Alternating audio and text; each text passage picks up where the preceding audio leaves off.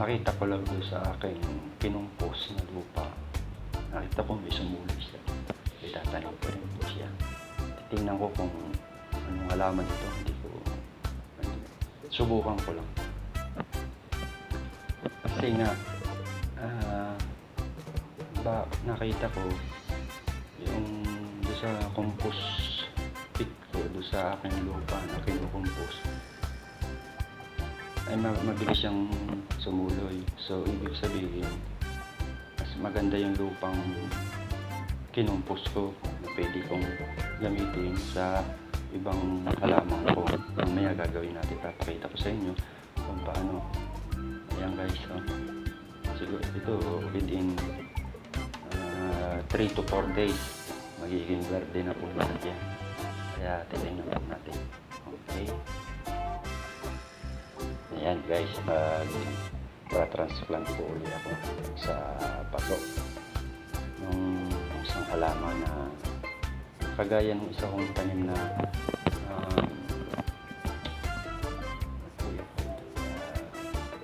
itong halaman na passport lang, kasamahan ng mga passport na kapamilya po siya, kaparehas po siya. Ang tawagin nila ay passport lang. Dito sa Europa hindi ko po alam kung ano pang mismo exact tawag sa kanila. I-prepare po natin yung paso. Guys, pag maglalagay kayo sa paso, kasi malalaki ang butas ng lagyan nyo ng ganyan. Yan, lagyan nyo muna sa ilalim, and then saka nyo lagyan ng lupa. Yan po yung lupang sinasabi ko kanina, yung kinumpos ko. Isa nakita ko na mga girls na mahilo, napalagay ko lang sumuloy agad.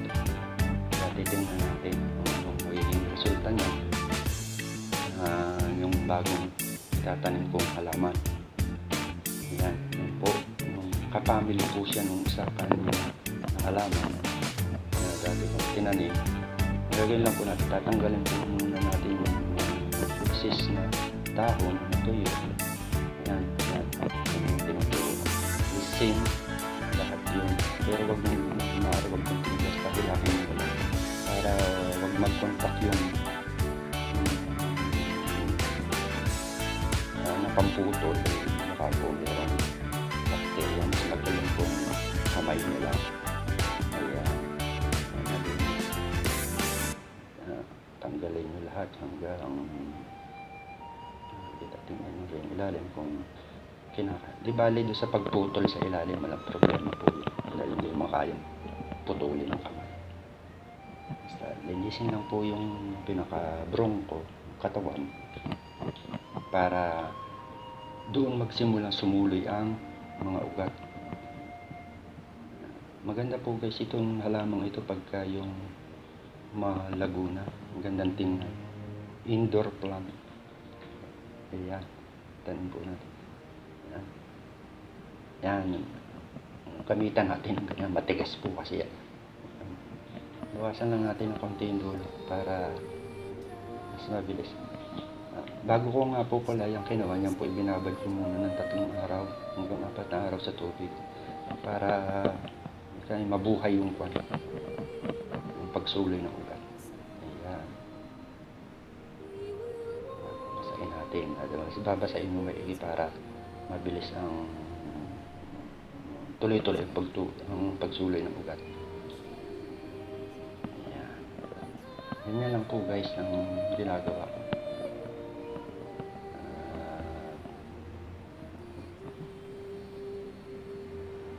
Okay. Punuin po natin. Dagdagan natin ang lupa ulit hanggang sa mapuno po siya. Para compact po siya, para matibay. Hindi nakalog. Pag nahanginan, hindi nakalog. Ayan. And then, lagyan po natin ng tubig ulit. Basahin. Ramihan nyo. Ramihan nyo ng tubig para mas maganda. Mag-penetrate yung tubig sa ilalim. Magdidikit po siyang maigi yung mga lupa para makapitang maigi yung halaman. Ayan.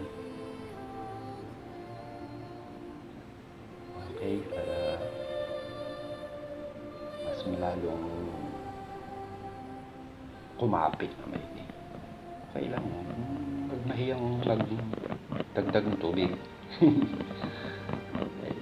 sige, tubig, hanggat may tubig, lagyan ng lagyan. Ayan guys, no? Hindi pa masyadong nasuloy ang dahon, simula pa lang, oh, gandang tingnan na, oh. Diba? Ito nyo? Bello. Yes. Ito po nga pala guys, yung kung natatanda nyo, yung ibang vlog ko noon, ito po yung Costa Bianca. Malalaki na po siya, oh. Siguro mga 2 to 3 weeks papakinabangan na po siya. Yan, oh. Lalagyan din po natin yan. A-add din po ako ng lupa diyan doon sa lupang kinumpos ko. Nakita ko nga po na may tinapong pula ang lupa na isumulo, maganda, mabilis lalagyan. Ayan naman po yung iba kong pan. Ito nga pala guys, mahingi ako ng comment sa inyo.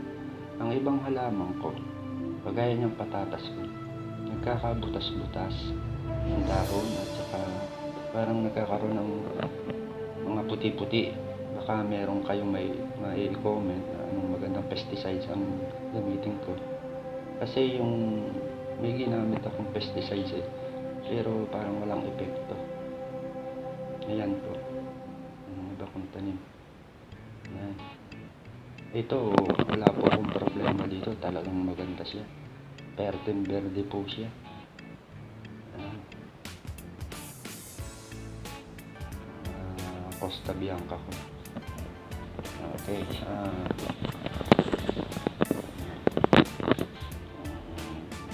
Costa Bianca ko. Lalagyan din ko rin po ng lupa yung kinumpos ko para mabilis lumaki dahil hindi ko na po kailangan yung mga fertilizer. Mas magaling po yung kinukumpos na lupa na gamitin fertilizer. Biological yung ika nga. Yan. Bali, add ko lang po siya sa palibot lahat ng halaman para mas lalong kasi habang tumatagal po nung tinanim ko siya, bumababa yung lupa. So ngayon dadagdagan ko na lupa na kinumpos ko. Yeah. Para hindi less tayo ng fertilizer, yung mga fertilizer na hindi ito po ay biological fertilizer na gagamitin para mas lalong mas maganda, mabilis ang paglaki.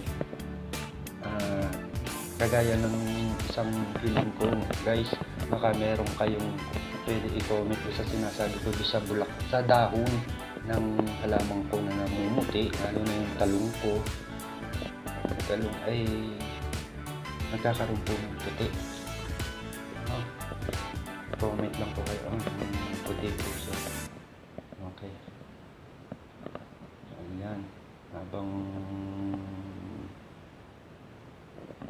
dinadagdagan ko po yan, pwede po kayong mag-comment. Dinadagdagan ko lupa. Mamaya papakita ko rin sa inyo yung ibang halaman ko. Medyo kahit na sari-sari na pong ginawa ko, tingin ako sa YouTube, merong hindi naman po parang hindi totoo. Yung iba, hindi po nangyayari. Okay. Thank you guys. Thank you. Titingnan ko itong iba. Itong ibang halaman ko dito. Ito.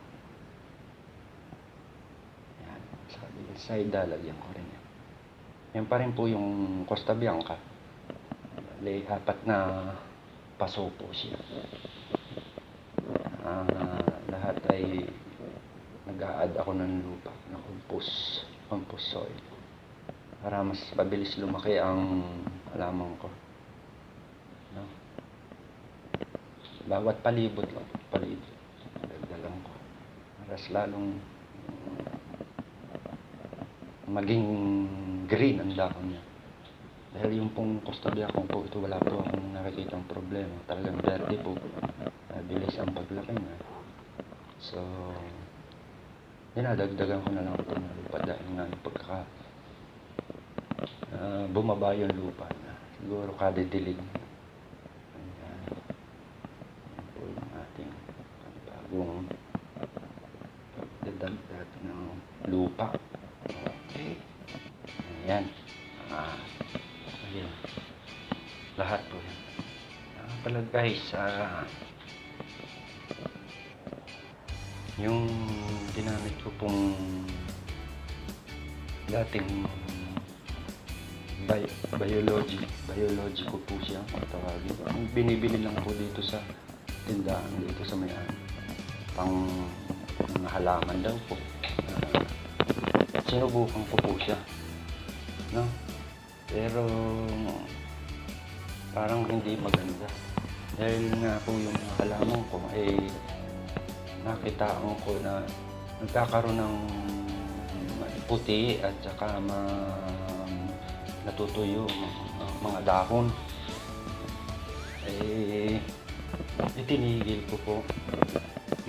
Plain water na lang ginagamit na samantala. Ito po siya, yan. Ito po yung binili ko, ginamit ko. Biologico. Ayan. Ganda daw po sa, kita naman sa picture. Ngayon, yung sinunod ko naman po yung procedure do sa likod. Kung gaano karami na tubig at kung gaano karaming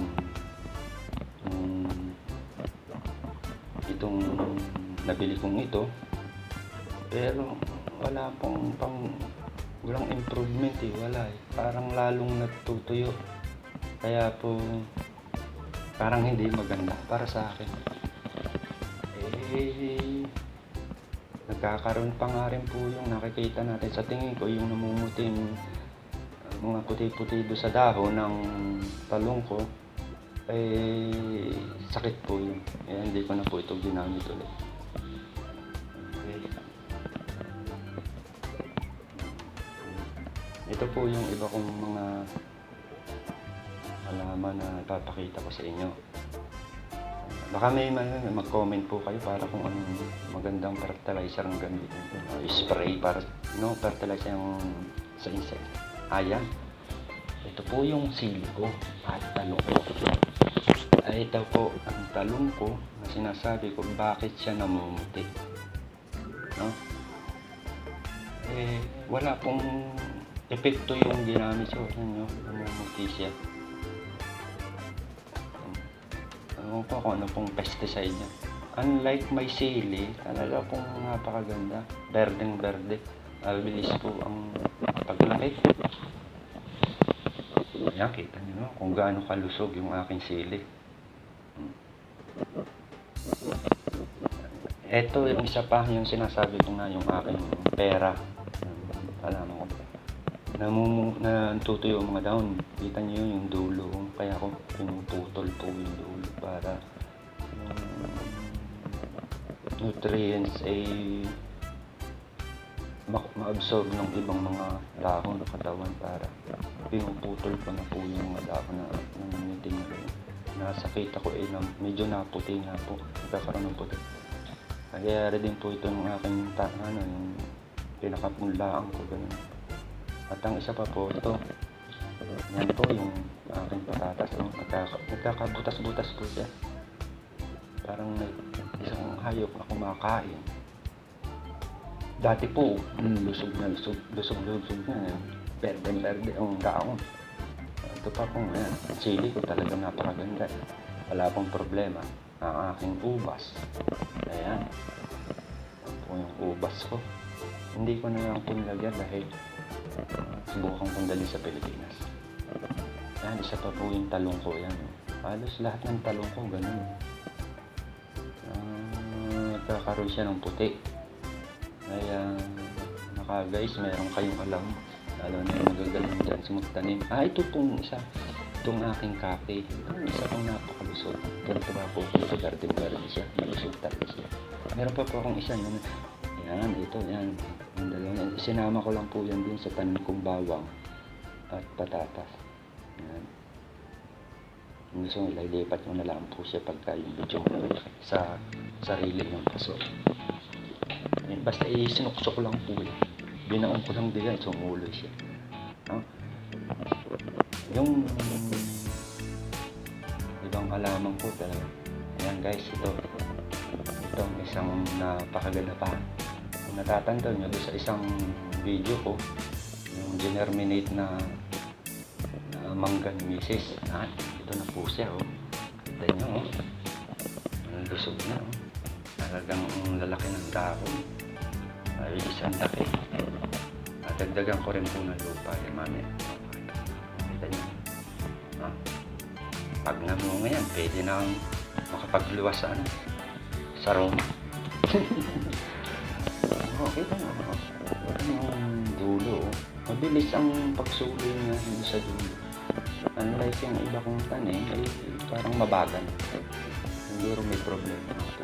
Yun po ang gusto kong yung suggestion nyo. Comment po kayo sa baba kung anong magandang gawin. Hindi naman po ako talagang magtatanim. Subo ko lang po ito nung panahon ng lockdown yan. Ayan, nalagyan ko rin po siya ng kinumpos kong lupa. Ano guys, ayan.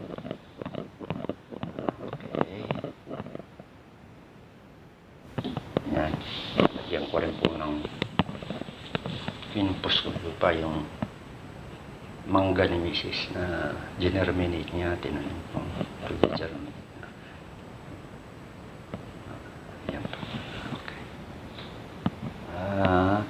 Para malaman ko rin kung okay, ito po, sisimulan uli natin pag-replay ang aking mangga. Ibang klase pa yung mangga ito. Malaki po siya pero hindi naman ang buto po ay hindi masyadong makapal. Tamtama lang kapal. Pero meron kasi po mangga na manipis ang buto. Yan. Dagdag lang po. Kagaya rin ng ibang halaman ko. Habang tumatagal, bumababa yung lupa niya. Siguro yun. Ako nga dinagdagan ko ng lupa. Ayan. Dagdag ng tubig yan. Para mas lalong mag-compact yung lupa. Ano? Ayan. Ganon din po yung gagawin ko doon sa pera ko. Nagdagang yung original ng lupa ng kinumpos ko. Magbigay ng kaunting pagbabago, mas lalong bumerde yung mga dahon niya dahil natural po yung pinaka-fertilizer na nasa lupa na kinumpos ko. Ganyan lang guys ang ginagawa ko. Ngayon, kung may comment kayong doon sa mga katanungan ko, kasi wala nga po akong alam doon. Meron man nakikita sa mga tindahan, pero nagamit ko pero parang hindi. Akala ko sa media lang may fake, pati pala sa mga fertilizer o pang-spray na gagamitin mo sa halaman, meron din. Ingat po sa pagbili, sayang lang ang pera niyo pagkakat. Sa ngayon po ay puro plain water lang ginagamit ko. No? Yeah, lahat po ay bawat palibot po ng halaman. Malagyan kong lupa, basahin lang, dagdagan ng tubig para makompak yung maili.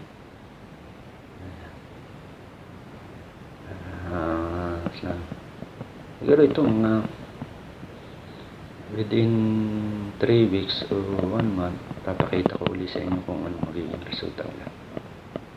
Okay? Magtaan po yan. Yan po yung isa.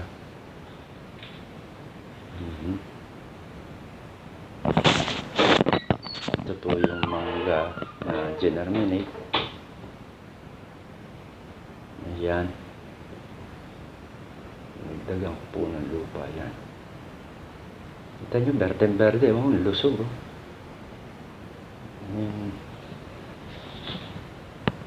At ito rin yung sili ko. Lagyan ko rin po siya ng dagdag na lupa para mas lalong maganda. Ngayon lang po naisip ko na paraan na dahil nga kinumpos eh. Ibig sabihin maganda eh. Natural na kuhan. Wala po siyang mga artificial na total magdadagdag din naman po kayo ng tubig. Yun po ang ginagawa ko. Hindi po ako eksperto diya sa mga pag-aalaman. Ginawa ko lang po yan sa panahon ng lockdown na ako'y nasa bahay. So, mga experiment lang. Tingnan ko kung anong magiging resulta. Yan guys, oh.